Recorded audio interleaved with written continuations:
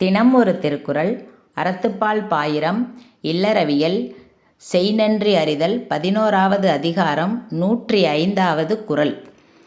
உதவி வரைத்தன்று உதவி உதவி செய்யப்பட்டார் சால்பின் வரைத்து.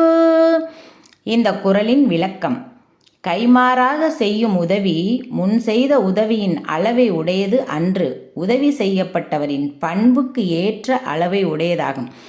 அதாவது நமக்கு ஒருத்தர் செஞ்ச உதவி, நம்ம எந்த சூழ்நிலையில், எந்த காரணத்தில், எந்த கால சூழ்நிலையில் நமக்கு அவர் உதவி இருந்தாலும் அவரோட பண்பே அந்த உதவி செய்ததுக்கு அளவீடாகுமா. உதவியானது அதன் அளவையே எல்லையாக உடையதன்று, அது உதவி செய்யப்பட்டவரின் பண்பையே தனக்கு அளவாக உடையதாகும்.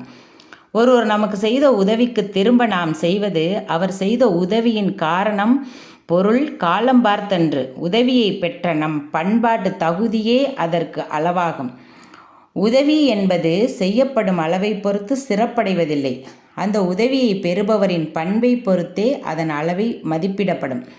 நமக்கு ஒருத்தர் உதவி செஞ்சுருக்காங்க அப்படின்னா அந்த உதவியை செஞ்சு அந்த உதவியை வாங்கினவங்களோட பண்பு அதுவே அந்த உதவிக்கு அளவீடாக இருக்குமா.